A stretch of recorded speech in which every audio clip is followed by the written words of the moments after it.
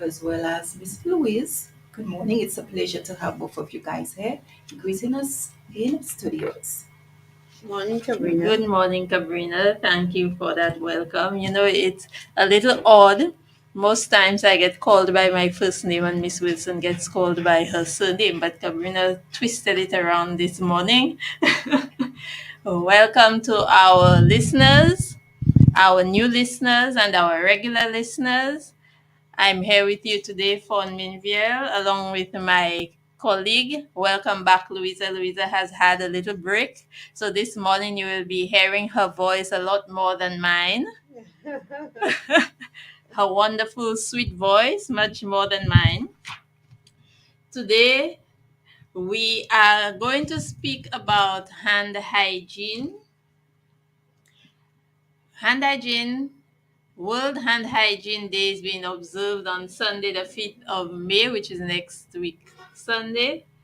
And the theme is promoting knowledge and capacity building of health and care workers through innovative and impactful training and education on infection prevention and control, including hand hygiene. Now, I would like to start off the program. We thought it would be nice to start off the program with a little history because, during the time of COVID, we spoke a lot about hand hygiene, hand washing as a means to reduce infections. And we take it for granted, that it's something that has always been.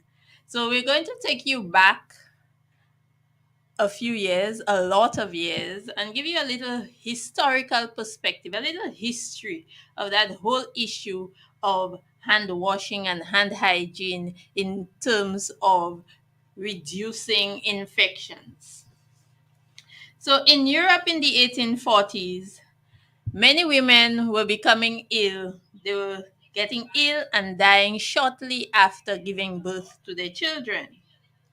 There was a physician by the name of Dr. Semmelweis who was working at a hospital in Austria at the Vienna General Hospital. And he decided to investigate because there were so many women dying. He thought that warranted some sort of investigation. At the hospital where he worked, there were two separate maternity wards. One was staffed by doctors and students, and the other one was staffed by midwives. And there appeared to be more women dying of two different types of fever, they called it, in the doctor's ward. He came up with several theories as to why that might be. One of them was that probably the position of the woman's body during birth was having an impact on whether they became ill and died after childbirth. He also thought it could be that the women were so embarrassed by having to be attended to by a doctor, that a male doctor was, getting into their private parts, that they were dying of embarrassment and mortification. And the third theory that he came up with was that, when the women became ill, they were in fever and lying in their beds, a priest would usually be called in to attend to the women. So he thought maybe the very presence of the priest at the bed scared them to literally die. Finally, after going through those theories, he realized that there was something happening in the doctor's ward that was not happening in the ward run by the midwives. In the doctor's wards, on in the mornings, the doctors would be supervising students as they went through the morgue, dealing with the cadavers, the dead bodies. And that was part of the students' medical training. And after that morning session, they would then go into the maternity ward and they would do their examinations. They would deliver babies and so on. The midwives had no such contact. They never dealt with any cadavers, any dead bodies at any point in time. Therefore, he came up with a theory. He thought, it could be that something he gave it a name. He said cadaverous particles were being transferred from the dead bodies to the new mothers by the doctors and the students. Because unlike what we take for granted now that doctors wash and scrub and sanitize, that never happened between patients. So doctors would move from one patient to the next, dead, alive, whatever, just move from one patient to the next. At that time, there was not a lot of information around about germs. That whole theory of germs had not really exploded. That would come some years later. So he called those particles decomposing animal organic matter. In 1847, this Dr. Semmelweis, he decided to put in place a mandatory hand washing among the doctors and the students who worked with him at that hospital in Vienna. They did not use plain soap. They had a special solution that they used. And they also started sanitizing their instruments. And guess what? The death rate decreased significantly. It just went down so low. However, in spite of all of that success that he had in those wards, actually getting women to survive childbirth and childbearing at a higher rate, his theory and his practices were not readily accepted. It was not until after his death that people began to appreciate his theories, appreciate the practices that he had put in place. And in 1867, 2 years after his death, another surgeon by the name of Lister, who was a Scottish surgeon, came up with similar ideas on sanitizing. It didn't really catch on fully, but in the 1870s, it started to catch on. But the importance of hand washing did not become universal until more than 100 years later. You realize how long it took for that to catch on? And it was not until the 1980s that hand washing was officially incorporated into American healthcare guidelines. Can you believe that? Can you believe that it took so long? And we take it for granted that, what's the big deal? You wash your hands, you don't wash your hands. What is the big deal? So, yes, things have changed a lot. There have been a lot of steps in medicine where we have so many medications available that can help with all of those things, and maybe our bodies have adjusted, adapted to some of those germs and so on. But hand washing remains an important practice in reducing the likelihood of infectious diseases. So, Miss Wilson will delve into the importance of hand washing in various capacities, various fields of employment, and with a specific focus on food handling, because sometimes we think of hand hygiene as just washing hands, but there are, along with hand washing, there are also other elements that have to be taken into consideration for our own individual health and for the health of the general public. So, Miss Wilson, take it away. Thank you, Fawn.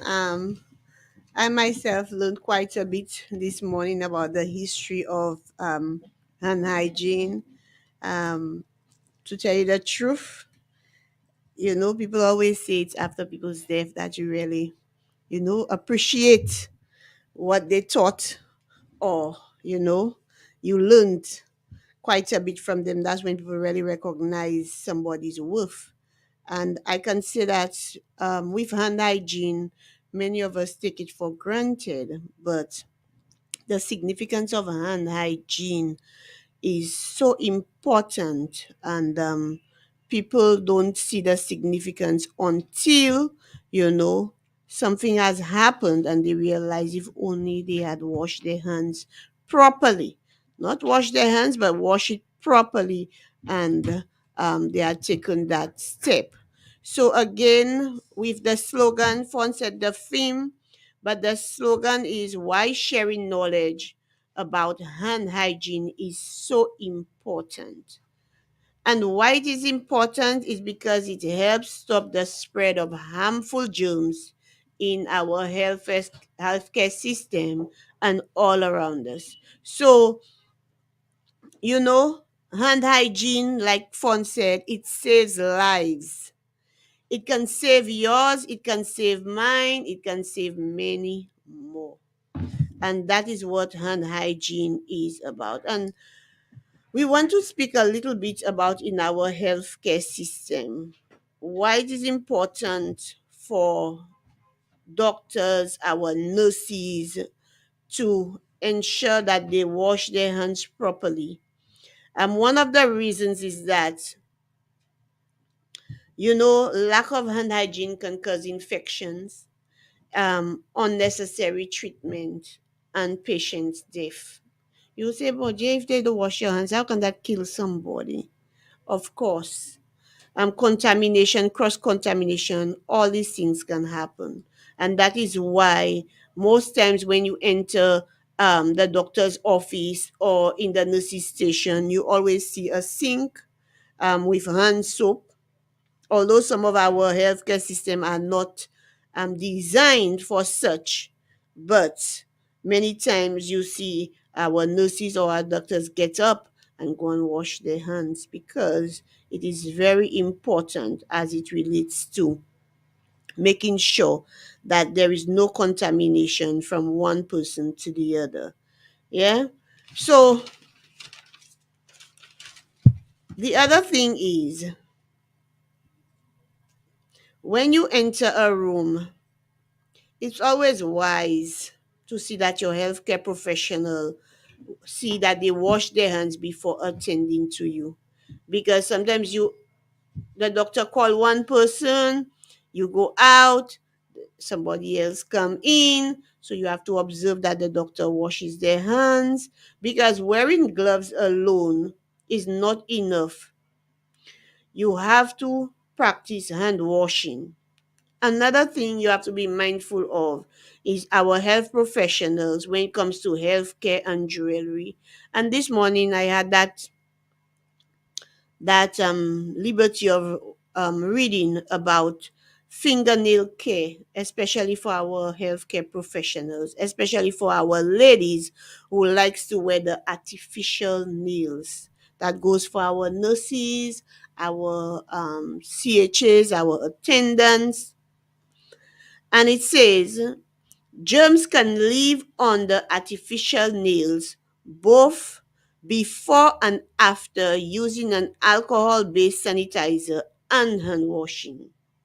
So, when you have the acrylic nails or the false nails or the press on nails, I'm not sure how you call it, germs can still live underneath that nails. So if you're in the healthcare profession, you happen to go to a wedding and you want to put your acrylic nails, note that before you come back, when you come back to work the following day, you're not supposed to have your acrylic nails. And even if you tell me that you're going to wear gloves, again, that is very sharp, that can break. I just want to add to that, Louisa, because recently I was on social media and there was this discussion taking place about nurses in the US wearing the acrylic nails but using gloves. So, in terms of hand hygiene, you may say that the hands are covered. But there's also this thing about cause no harm.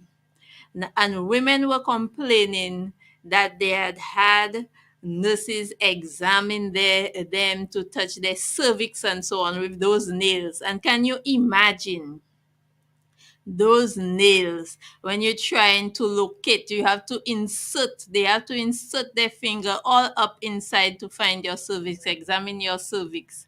And some people complained of pain and scratching and all of that. So really and truly, even though you may not cause an infection, you are causing harm and unnecessary discomfort to your patients. I'm so glad you said that, Fawn, because that was actually taken from the CDC website, Center for Disease Control. That information was actually taken there.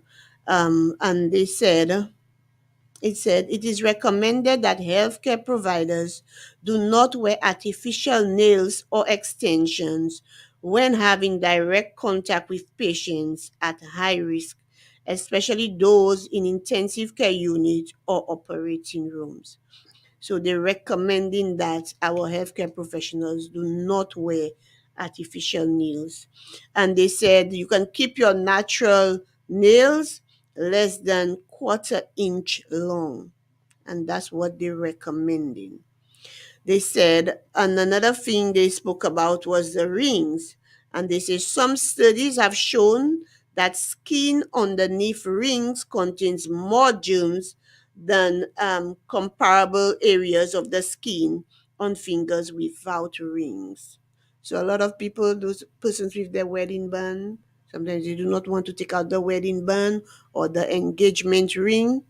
You could well understand the stones on the on the on the finger when it comes to your wedding rings, and that's what they were saying. Some studies have shown that the skin underneath the rings contain more germs than those without any rings. And they said they were speaking about further studies need to be done to make it a little bit more concrete because it's highly debatable.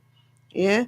So we're saying that to our healthcare professionals. I mean, in this day and modern age, sometimes we believe we are now in that era where we have gloves, we have this, we have that, but some things still stand no matter what. Some principles still stand no matter what. And you're dealing with persons' lives, you're dealing with persons' health. So there is no compromise when it comes to these things. And I'm hoping that our healthcare professionals can understand this kind of stuff. And I did some further reading where they said it's the patient's right.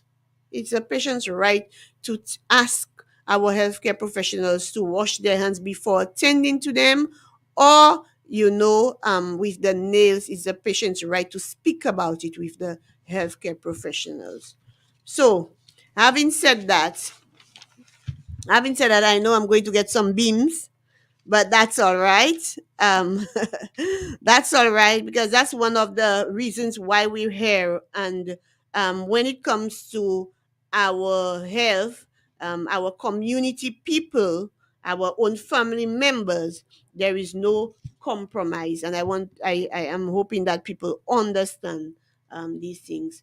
So now that I've spoken about the healthcare professional, I want to speak a little bit about food safety and hand washing. You know, everybody has a booth by the road, barbecue grill.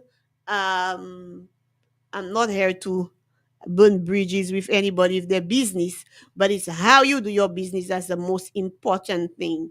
And you know, I understand people want to make an extra dollar. Some people are employed, that's the only source of income. But if you're doing something, you have to do something that is right to prevent persons from getting sick. And one of the things about food safety is hand washing. And washing is an integral part of food safety. That's what happens when it helps prevent a lot of illnesses like diarrhea and so on. So I just want to speak to food handlers when they should wash their hands. And a lot of persons, that's a habit. If you don't have it as a habit, then it will not become a habit. Because once you get into the groove of hand washing all the time, no matter what, you will continue washing your hands. And I want persons to understand that. Even if you do not have pipe-borne water, but you can have pipe-borne water into a bucket, and you can actually fit in a pipe head. You can be very innovative to have running water next to you. It doesn't have to be in a basin where you continue using that same water, but you can pipe a drum, you can pipe big 5-gallon buckets, and it works very well. That's something that is easily cleanable. And once you open the pipe, you can always wash your hands underneath the pipe and so on. I've seen many people do it. I don't think it's that difficult. So you can always do these things. So for food handlers, when to wash your hands before eating. Yeah, you're in the kitchen before you start even eating. You have to wash your hands, and after and before you start cooking. My goodness, some people, when you see they wake up and they're in a rush, they forget to wash their hands before cooking. You must wash your hands before cooking. No matter if you come in the kitchen and you're running late as a food handler, always remember you have to wash your hands with soap and running water, not in a basin of water where other people have used before or there is dishes in it and so on. Clean running water. Yeah. So you wash your hands after using the toilet, and men like to do that, especially at mass events and so on. They go at the back, they pee, and then they come back. When men go out and pee, what do they hold? And then they come back into the food handling establishment. That's a very, very bad practice, as well as women too. Women do it too, especially at mass events. They don't have time to go to the portable toilets. Lavat lan show, moun ka mande bagay yo ve pise, they cannot hold it again. They just get a place where they just can stoop down, pee, and come back. And we know these are very, very bad practices. Or you see somebody grilling by the road and they're not close to their homes, they're not close to any establishment, and by a bus shelter. So think of that person that wants to pee. Where would they go and pee? Not at the back of the bus shelter or something? Well, there you have it. Some of them might have hand sanitizer. Thank God for hand sanitizer. Yes. But some of them might not have, or some of them might use water to wash their hands. But these are practices that some of us, must observe for ourselves. So after using the toilet, after handling raw food, example, meat, fish, chicken, and eggs, there are some persons that are allergic to some seafood, so you have to be careful that you wash your hands before attempting like something like salad, which is a raw food. Yeah. And for other persons, after touching pets and so on, blowing your nose, sneezing and coughing, some people like to pick their nose or push their hands in their ears. All of these things, as food handlers, sometimes when you're cooking, that's the time you're feeling something kind of itching, and that's the time you kind of push your fingers quickly, absent-mindedly sometimes. Yeah, but you have to be mindful what can happen to that person that is purchasing your food and so on. Now, all of these things you might be saying, that's things that happen every day, and why doesn't environmental health or government do something about it? Yes, we have regulatory bodies that are there to assist with such.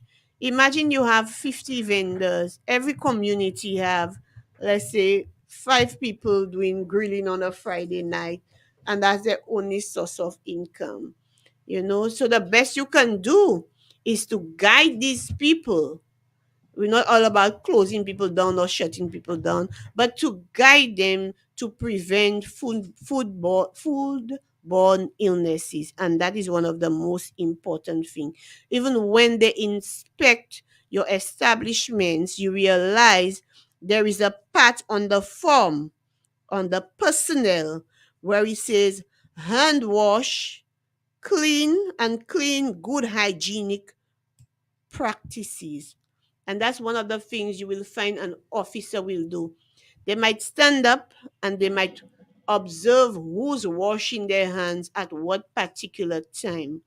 And that, under that form, it's a demerit score sheet, and hand washing has a 5 points. So 5 points is out of 100. If you don't practice hand washing, they will take out that 5 points, and that's one of the highest scores on that demerit score sheet. So you could imagine the importance of hand washing. All right. So that is why it is important that people wash their hands.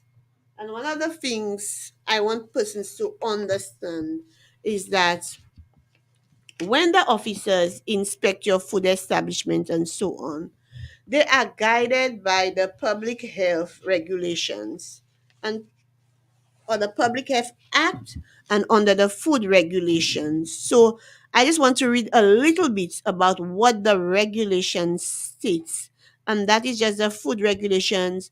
It also, under the Public Health Act, it also speaks about barber shop regulations and so on. And all of them mentions hand washing and so on. Even they have quite a bit of um, regulations that are there where they mention how you call it, hand washing, and part of it is the slaughterhouse foods regulations and so on. Even on the general, I read a bit about hand washing. So there it states under the public health food regulations, and it states, let me just read that for you.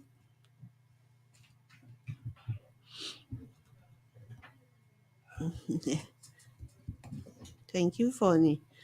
So there shall be provided and maintained in all eating and food handling establishment for the use of all persons engaged in the handling of food suitable and sufficient hand washing basins with an adequate supply of hot and cold water, soap or other suitable detergent, nail brushes, clean towels or other suitable drying facilities in a position conveniently accessible to such persons. And that's one of the things that you realize. Persons might have a hand washing sink in the establishment. However, when you reach there, they have all kind of other stuff in the hand washing sink, like dirty dishes, pans, and so on. So the purpose of the hand washing sink in a food establishment is for hand washing only. So if anything else happened to be in that sink, automatically you would have lost the point where hand washing is concerned. Yeah? So you have to be mindful of that. The hand washing basins and taps thereof referred to in the preceding sub-regulation shall be kept clean in an efficient working order. So if you have a hand washing sink and you have defective plumbing, when you open it, there is no running water. It's just there for show.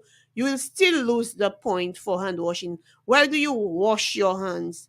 You cannot be washing your hands in your vegetable sink or in the sink that you wash your dishes or in the sink that you clean your meat. There must be a sink for hand washing only. And one of the reasons for that sink is to prevent cross contamination. And that is why a lot of persons complain, why have a free compartment sink and still have a hand washing sink. That is why hand washing is so important when it comes to food safety.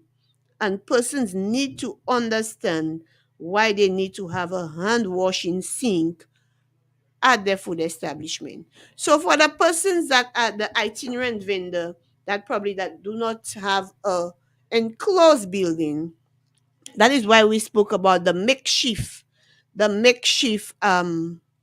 bucket with the pipe in, or the drum with the pipe in, together with your hand soap. That will allow you to practice hand washing quite a bit whilst you're serving people, because most times you're the only person there preparing um, and also collecting the money. So that is one of the reasons why it is so important to have clean water as well as your hand soap. Not even the hand sanitizer, because at that time sometimes the hand sanitizer is not the right thing to use at the time. So you can always have your bucket with your water and so on, and to wash your hands. So, do you suggest bath soap or liquid soap? Liquid soap. So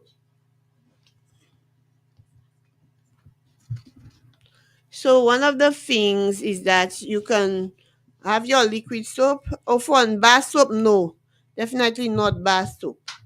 Um, Make sure that you have your liquid soap, and you can just pump and wash your hands. Yeah, one of those days, bath soap was used, and so on. Okay, we have a question before you move on, Louisa. We have a question from a listener asking whether we can use disinfectant wipes. Um, I'm not sure what is the active ingredient. Disinfectant wipes to do what? To disinfect surfaces, or for to use when it comes to For the hands? hand wash. No, no, no, no, no. Disinfecting wipes does not replace hand washing. Not even gloves replace hand washing with soap and clean water. So it is recommended that you use the running water with your soap, or you use alcohol based hand sanitizer, and it all depends on your situation at the time. So if you're dealing with food handlers, disinfecting wipes will not do the trick. You must wash your hands to prevent cross contamination, because there is the amount of time you have to use to wash your hands, and so on. 20 seconds, phone, right? Yes. 20 seconds. And your hand sanitizer, it has to be more than 70%. Yes. Okay, so he was actually referring to the hand. So No. you answered his question. Yes. I mean, you can use your disinfecting wipes, alcohol-based disinfecting wipes, if you on the go for your own private use, but not when serving the public with food. Yeah. So one of the things, whilst I was on my way here, Mrs. Prosper at Environmental Health asked me to speak about is mass events and hand washing as it relates to mass events, because we know jazz is coming up, carnival is coming up. What other We have a activity? lot of other concerts. We have I think Sabrina can help us with that, since we're not that outgoing, and we have concerts coming up, and all really. of these are considered mass events, I would imagine. And even for example, would it not be considered like a mass event when you have your activities on the beach on the holidays and people are selling All of food that. items? That is so true, Fawn. these are mass events, but maybe these are not registered Registered mass mass events. events. So imagine Sufra Carnival coming up. We have Sufra Carnival this year, Cabrina. Yes, we do. Oh, because I'm saying, um, I was hoping that we would have Sufra Carnival. So one of the things we were talking about is about mass events, and in in line with the theme, I think this year they said a lot of education awareness, bringing out the information out there to ensure that persons understand um, the importance of um, hand hygiene, and some of the measures for mass gathering events is health education, and it's for personal hygiene, washing, cleanliness, and food hygiene. And that is right up our alley when it comes to hand hygiene and ensuring that persons prepare food under sanitary conditions and making sure that they practice hand hygiene. So we know that a lot of the sites are under the mass events. One of the requirements is that you have to pre-prep your food under a licensed establishment. So if you have a booth, let's say for jazz, if you're going to pre-prep your food, it has to be at a licensed establishment. But sometimes it is not always feasible for some people, because some persons are vendors for these kind of events, and they don't necessarily own a licensed establishment. But one of the requirements is that you have to be pre-prepping your food at a licensed establishment, or if you do not have one, sometimes licensed establishment will allow you to prepare your food there. But that is the best way to go, because at a licensed establishment you have all the facilities there to accommodate you, to ensure that you pre-prep, and all the facilities, the storage facilities for your food and so on. So that is one of the things Before that is you very move important. on, Louisa, Mm-hmm.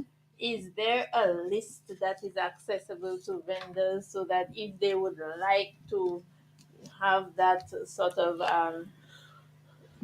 put that in place to be able to pre-prep at a licensed establishment, Yep. is there a list that they can refer to that is easily accessible? So one of the things with environmental health is when you apply, you give a list of all your vendors, who's going to be assisting you, where you're going to prep.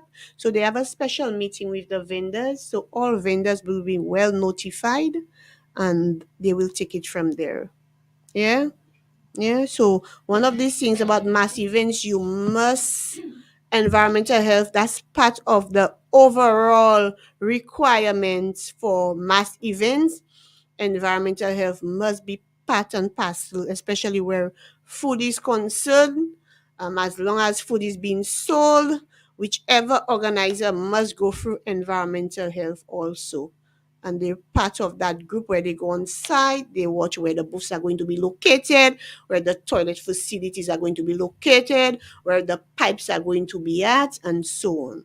So that is a comprehensive thing, and it can be seen on the St. Lucia government website, where you have to ensure you have solid waste, environmental health, NEMO, and all these entities come together and to as a team to ensure that everything goes smoothly.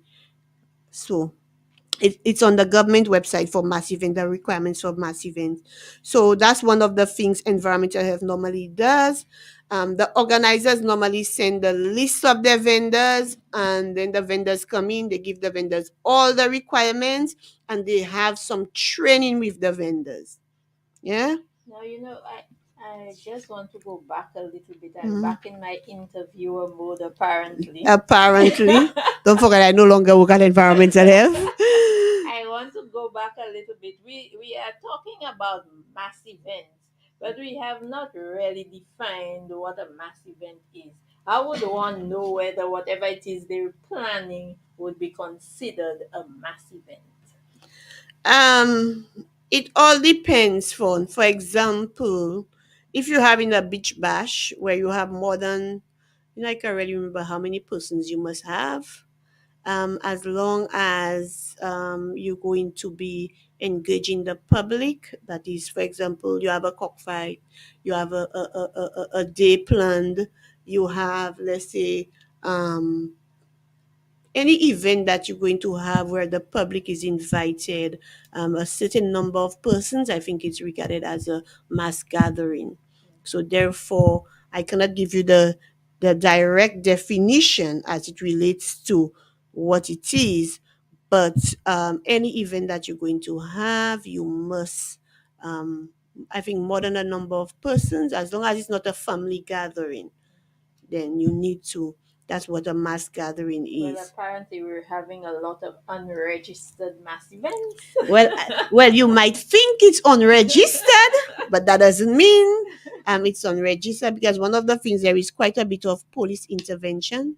The police do come out. Sometimes the police are well informed, and when the police it goes through the commissioner, and then through, like, for example, if something is happening through in Soufrière, they will write through the commissioner of police, and then um, to inform Soufrière police station. So But I was based on the thinking more event, in line with the other entities, NEMO, environmental health, and so on. most times one doesn't give approval without the other. It's a comprehensive thing. So approval is given by each entity. You understand?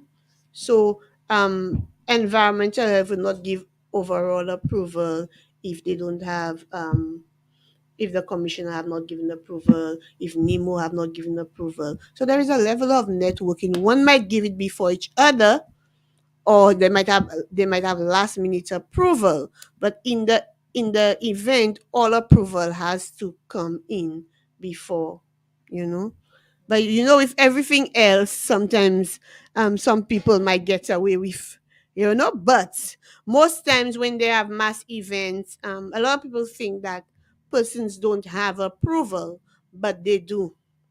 Yeah. So even in our small communities, when you see a little day, like they have a Victoria Day or something thereabout, these things are normally approved. Yeah. Victoria Day is not a little day. That's a That's massive a big day. day. That's a massive day. So there will be approval. There normally is approval for these things. Even for the music, they need approval. Okay, so sorry for sidetracking you. Yes. So there we have it for mass events, and I want to read some of the requirements for environmental health. One of the things I want vendors to be mindful of is, if you give a list of persons to assist you, ensure that these same persons are in the booth, because many times you say 5 persons minimum, you come with 5 persons names with valid health cards, but when the officer comes around, you don't see these 5 persons there. You see another 5 persons. Where are the health cards? They do not have the health cards. You're dealing with persons worldwide, island wide, and sometimes you look at it as you trying to make up money, but the reputation of the event, the community, you have to think of all of these things. Yeah. So part of the requirements are, like I said, it must be, the facility food preparation must be where under a licensed establishment that is already approved by the Public Health Board. Food handlers must be in possession of a valid health certificate issued by the Department of Environmental Health. Um, on the day of the event or even the day before, you issued a temporary food establishment license, permit, sorry. And normally they stick it on the booth to show that you have met the requirements. And for these facilities, they must have on-site facilities for food preparation. You have your coolers, not plastic bath pans, please. People like to do the bath pan thing and so on. So you have all your coolers, everything is frozen. There is not a break in the cold chain and so on. You have your hot holding facilities. Um, you have your hot holding facilities, and you have your cold holding facilities on site. Okay, so we have another question coming in. And the question is, are we getting large numbers of people getting sick from infection after mass events? And do you think they are related to poor sanitation? Um, so sometimes it's related to poor sanitation, but sometimes it's related to food preparation, storage, and handling. So another thing we have to be mindful of is, if you say, like, for example, you're preparing fish, at what time did you remove the fish from the freezer? um, in what facility you had the fridge. If you had the fridge in the cooler, did the fridge if there was a temperature maintained throughout the day into the night? Did you keep it on ice? And so on, before preparing it and so on. So let's say any other thing, peas and so on. Um, did you reheat the peas? What time did you prepare the peas? Um, what time did you keep your peas at a particular temperature? Because you can only keep, let's say, the peas out for a number of hours at a particular temperature. Did you put it back on ice and so on? So some of these things you have to be mindful of as it relates to food safety. um Holding time, that's a very important thing. um did you what time did you cook the foods? Or did you parboil it at a particular time and you left it out, so by the time the officer passed during the day, everything looks okay, but the event lasts 1-2 o'clock in the morning, you'll not get an officer there at that time. All of these things need to be taken into consideration. Yes, you get these things. It don't necessarily have to be poor sanitation. But sometimes when you go out there, you see somebody with a grill, and when you look at the state of the grill, you're wondering, where did that person pick up the grill? Was it underneath the house for so long? And now that the event is there, you just come and, pull the grill out and ready for a rumble. That's not the way. The grill have to be well cleaned and so on. And imagine you putting a chicken on that grill and so on. So all of these things are factors you take into consideration. Sometimes as an officer, you have to tell the person, well, clean the grill first before you start using the grill. Because based on the amount of food, they borrow the grill from that one. I come and borrow your grill phone, and I come and borrow Cabrina grill. And where Cabrina have a grill is underneath the house that have not been used for ages. And the dog sleeping there, everything, all of these things. Yes, Cabrina. I'm just giving an example before Cabrina take my neck. So you have to be mindful of all of these things. I'm not saying that it is happening in our community. I'm not saying it is happening in our community, but these are the things we have to be mindful of. Yeah. I think those are valid points as well, given the fact that we're actually opening the season for not just the jazz festival, but again, we have carnival and so many other activities happening.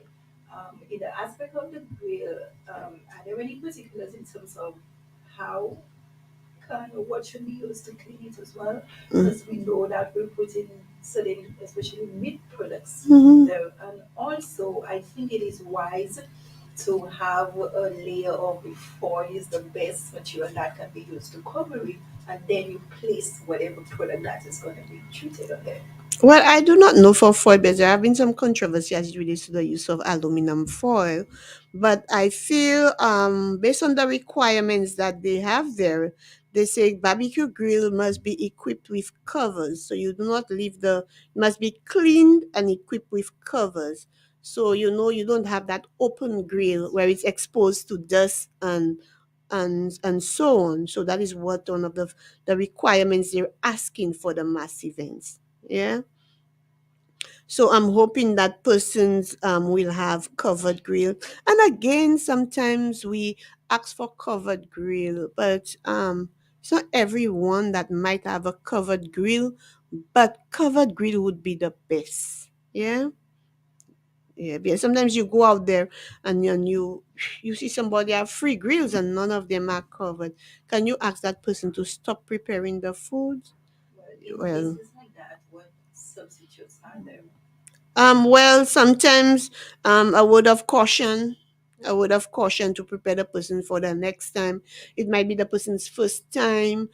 Sometimes the person, they know it's covered grill, but can I invest in a covered grill at such a late stage? So sometimes it's based on the discretion of the officer.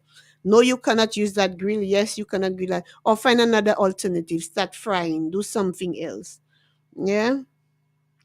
So, booths must have adequate shelter from elements. That means especially dust, and these are the things that we want.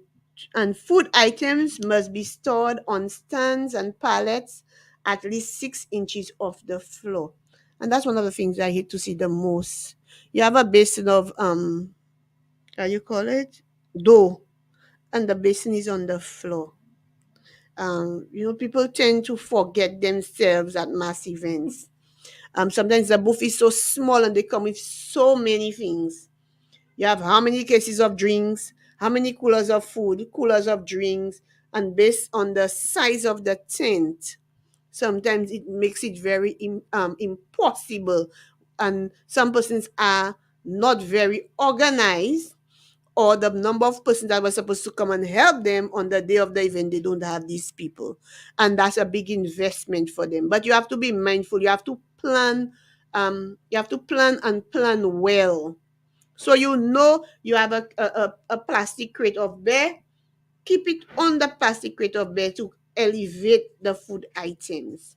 Yeah, and so on. So these are the little things that you can do, and you must have a supply of potable water under pressure, and it must be made available and accessible to all booths or locations to where food will be prepared and handled, stored, and offered for sale. Sometimes you have one pipe for two booths. I've seen that. Okay, so we have another question. The question is, should we be concerned about mouth coverings to avoid saliva droplets from the mac and cheese? I don't know how the mac and cheese got in there, but Well, what can I say? The person, the day you went to buy the mac and cheese, if you realize the person was speaking a bit too much on the mac and cheese, it was your right to say, please, can you stop speaking on the mac and cheese? But honestly, mass event is very difficult to have mouth covering. Under these conditions, that wouldn't be recommended. Even when you have a restaurant, you have a bar, you don't wear mouth covering. But persons need to understand the chewing of gum, like when they're serving people, or they're speaking endless. Yeah, sometimes customers ask questions and you have to respond. So, the music is loud, so you find people project their voice, but it's up to the food handler to kind of back away from the food item a bit. You have to but be the food practical. item should be covered. Yes, the food item is good, but when you expose the food item, because how would you know it's mac and cheese? Because some persons will say, "I would like to see it." Even if you tell them this barbecue chicken in there, I would like to see it. I would like to choose. You understand? And they would ask you questions. So these things normally happen Because if you tell me it's mac and cheese, I'll just not buy the mac and cheese just so. I want to see the mac and cheese if it's looking good. See if it's Yeah. actually cheese or flour. Oh, Not just that, I mean, when it comes to food preparation, presentation, there are so many factors to take into yeah. account.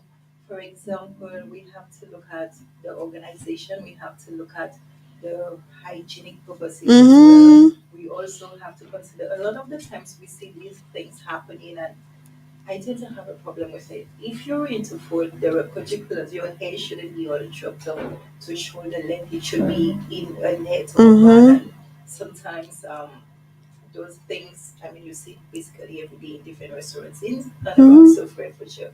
So I think the inspections should not just happen when it comes to mass events, but then even the regulars with the everyday service with those various restaurants as well.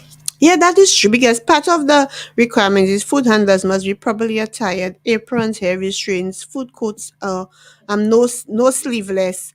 Now, let me just say something. I've had that experience of inspecting at mass events, and let me tell you, people could be so troublesome. You put one person out of that booth in the next 10 minutes, because you make a round, the next 10 minutes, the same person you put out of that booth is back in the booth. Sometimes there is police intervention to put that person out of that booth. And it so happens in the next 10 minutes or the next 30 minutes or in the next hour when you make the round, you see that same person at the booth. Um, Sometimes that person was never scheduled to be at the booth. Sometimes the person who owns the booth did not get the help that they were supposed to, and that they meet a friend and the friend come in. Sometimes that person is scheduled to be at the booth, but because it's a mass event, it's jazz. You want to look A certain way. fly, you want to look but that is not your place. You come to sell food, you don't come to enjoy jazz. So even if you see your friends have 42-inch hair on their back, that's not for you on that day. You understand? And people need to understand that. Or you don't have to have all your bling or your nails too. That's not for you on that day. Your aim is to come and work and not to enjoy the jazz, or because you see everybody have their new outfits you want to be like them. No. And a lot of young people don't understand these things, or they want to have all their jewelry on, 10 earrings, 3 nose rings, 5 tongue rings, and so on. People on all their body piercings. That's not the day for that. And people get very angry, they get very offensive when you ask them to do these things, and so on. So you must understand these things. So the person who owns the booth sometimes have no control over these people too. Yeah, some of them just do them a favor. Yeah. At this time, it is now 5 minutes after the hour of 11 a.m. It's Well, we need to on the Eastern Caribbean. Very interesting discussion, and the concerns continue to pour in as we allow Ms. Vivian with another concern. Okay, so I'm going to ask two questions, and I hope that on that note, maybe we will be able to wrap up. We have one question from a listener. What are the most concerning reasons for ejecting somebody from a booth? And the second question, the cell phones seem to be a very big part of our everyday life. So, in in a situation where a person is at a booth, you might find that people are always on their phones. Now, we know that phones tend to be very unhygienic. Phones hold a lot of germs. So, what is the position? What is the position as it relates to the use of cell phones during those mass events when you are dealing with food or for food handlers? So, these are two questions for you, Miss Wilson.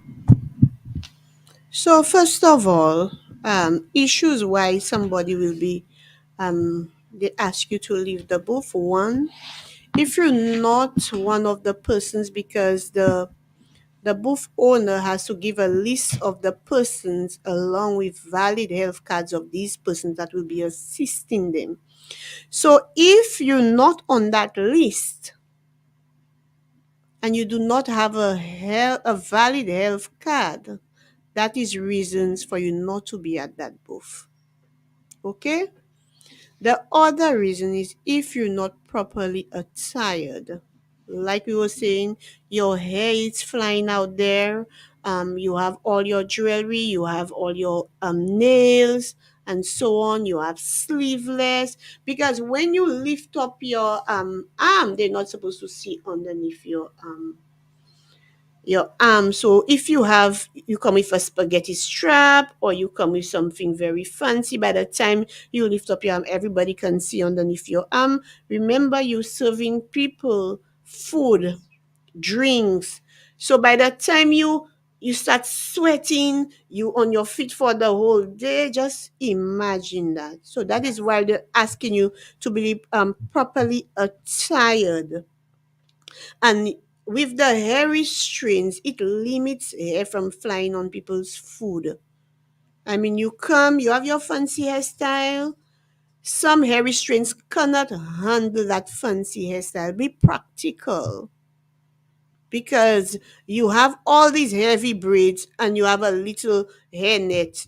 That doesn't work. You have to tie up your hair, and you must understand these things. Another reason why some persons might be they might ask that person to be, if they realize that person is not well, that person has a cut and there are no gloves for that person to wear, they might ask you not to remain in the booth. Another thing they ask is that you assign somebody to how you should to for money, to accept the money. So any payments that come, it has to go through that person. But however, that person must still have a valid health card. And don't tell me that person will be there to only accept money. During the mass event, I've sold behind a booth during mass event, and I'm supposed to be collecting the money alone. And I can tell you, when things get hot, I have to sell more bears and serve more bakes than anybody else because the number of persons behind the booth, sometimes it's not sufficient. So that is why they're asking you, even if you come with that excuse, I'm only going to collect money, it does not work. It's not practical. You know it, I know it, and based on our own experiences. So they might ask you to leave the booth. I've inspected um at mass events and I have to help people turn fried chicken whilst I'm doing inspections. You know why? Because at that time there is not enough people to serve and to help with the preparation. So having said that, all of these are grounds, and some people can be very disrespectful. They can be very disrespectful. For that reason, they might ask you to leave the booth. I've had reasons where people want to charge on me and people cut eyes and people do all kinds of things when I was an officer. But then, these are things that happen and you must understand. The other things about the use of cell phones, you come and sell, that's not the time to be on your phone all day long. Because every time you use the cell phone, you have to go and wash your hands. Imagine you kneading the dough, or you doing something, you serving raw salad. Somebody call you, touch the phone. And many times when you serve the food, the little plate is so soft. Sometimes you even have to use your fingers to shift the food on the plate or your hands. Because some people cannot maneuver when they're serving people. So you touching your cell phone all the time will not allow you enough time to wash your hands. It's true you can pick up your phone once in a while because there are times if things get slow. But you must be mindful of these things. All right. Now that my time is up, I hope I hope that has answered all your questions. And people need to understand there is a time for everything. You know, you come into at a mass event to help somebody out, to serve food. You only pick up emergency calls, or you inform people. You will be busy. So for persons that are your normal everyday callers, inform them so you have less calls to pick up. Yeah. Having said that, I hope that our listeners, I know we're straying a little away from the hand washing part, but But I it's be all relevant. yeah, but it's very important, especially for our mass event activity. And we don't want history to repeat itself when it comes to food safety, especially in our Sufra community. We want everything to be prepared under safe and sanitary conditions and ensure that persons do not get sick, and the foods are prepared the way it is supposed to be prepared. Yeah. So again, thank you so very much. I think I've expired my time. Phone back to you. I would just like to say thank you to our listeners for tuning in.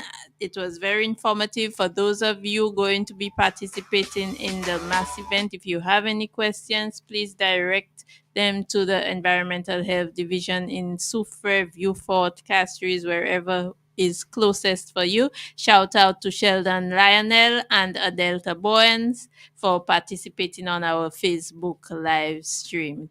See you next time. 30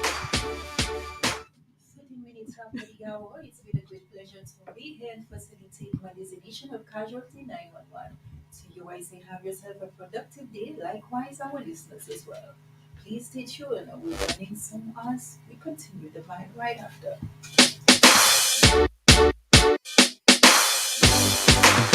Casualty 911, 10 a.m. to 11 a.m. with the consultant. Health is not merely the absence of diseases, it is your social, economic, physical, spiritual, and mental well being. Just imagine you on 88.5 Super FM talking, questioning, sharing your experience, information, education, entertainment, news, instructions, advice on diabetes, high blood pressure, strokes, menopause, AIDS, pregnancy, sex. Sex? Did you say sex? As prescribed, take your medication, exercise, and diet. On 88.5 Super FM, tell a friend, call your neighbor. Casualty 911 is on. So, this is goodbye. A professional one, a meticulous one,